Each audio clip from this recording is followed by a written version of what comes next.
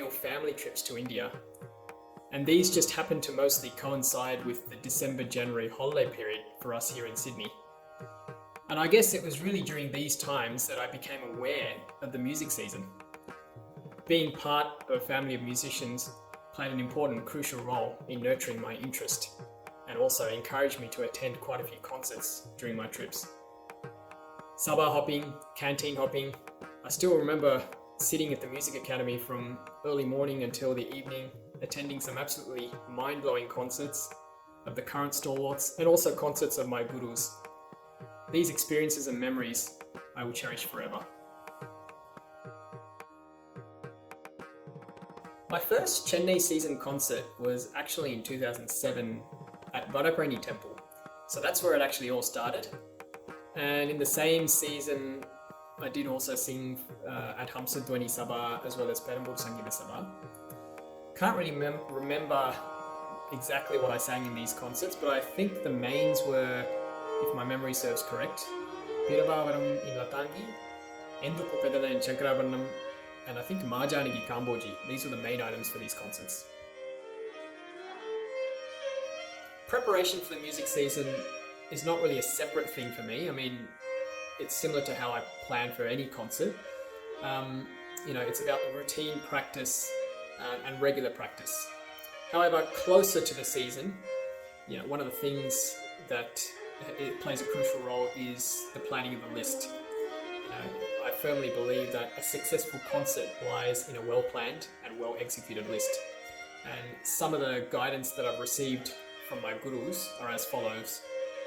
In a kutcheri list, always try to include contrasting ragas and contrasting talas, a wide variety of composers, and if possible, a wide variety of compositions in various languages.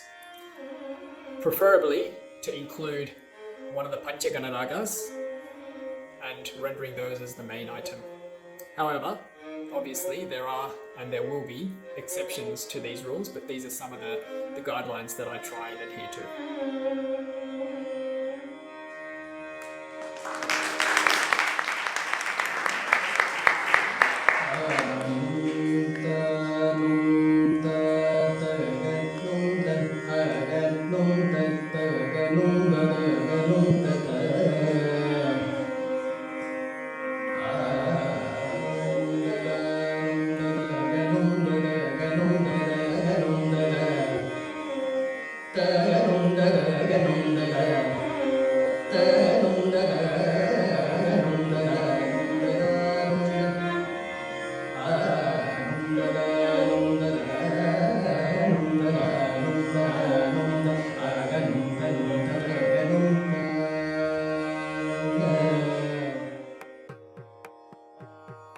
Yeah, it can be a bit tricky, especially when I have a busy schedule myself. However, listening, is an important part of the learning process, and I try my best to listen to as many concerts and also attend lectins and workshops, which, can be very worthwhile. So I do try and attend concerts of other artists as well as, concerts of my gurus and family and friends, and whenever I can. I guess gone are the days where I can sit in a sabha from morning to evening. I do have to be a little bit more selective about those. Yeah, it is a big commitment, both in terms of time and money. But I'll tell you what, it's an amazing and rich experience. For example, you get the experience and exposure to collaborate with so many musicians, various musicians, right, across India. From various cities, from various schools of music, from young musicians to senior musicians to absolute maestros in the field. And working and collaborating with these maestros, you get to learn so much from them. Performing in various venues and cities also forces you to expand your repertoire. And so this whole, process is just enjoyable. It gives me a sense of happiness, and it continues to drive me to perform there.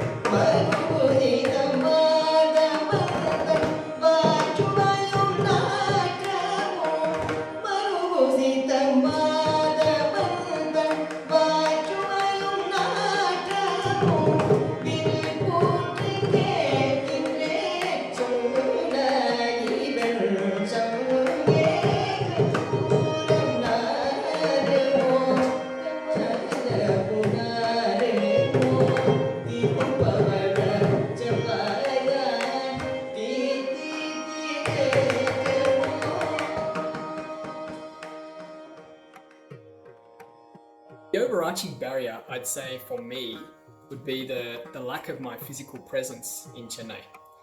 And this has obviously led to other sorts of difficulties, including communicating with Sabas, having to post hard copies of my applications, bios, and CDs to them. Sabas tend to forget if you're not really in Chennai and singing, regularly around those areas. And some Sabas, for that reason, prefer the local artists because they're in that vicinity, regularly performing, and they know how they sing, as opposed to someone like me who's living abroad and they may not know, how I sing. I guess the second barrier for me is more of a mental one.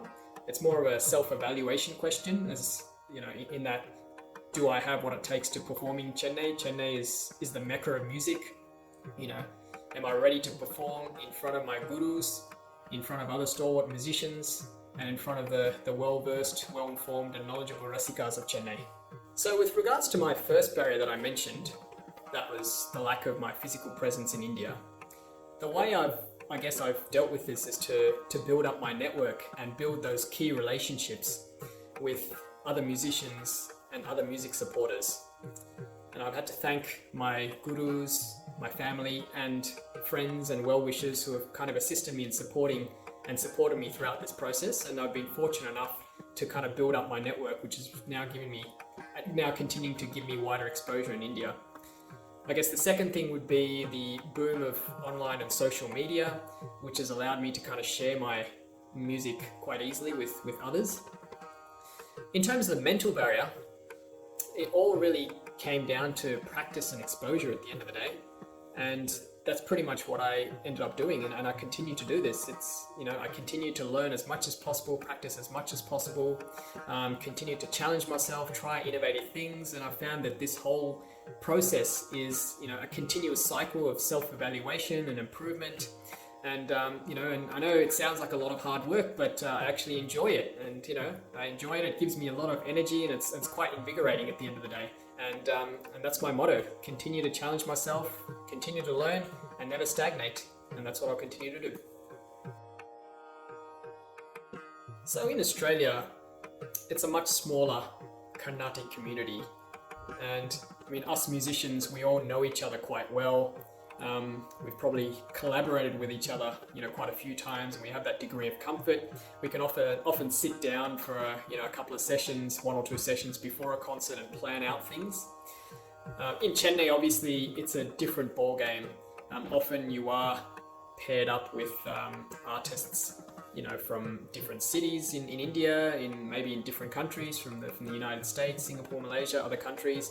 And often it could be the first time that all 4 or 5 artists are actually presenting something together as an ensemble on stage. So it is a different ball game, but it is definitely a challenging and rewarding and innovative experience. Yeah, some of the lessons I've learnt from performing in India is really about concert ethics. And what I mean by that is kind of the planning of a concert, understanding, the sense of time, the balance and a sense of proportion in how to manage, deliver and present a concert. And these are some of the key things that I continue to implement in my concerts here in Australia.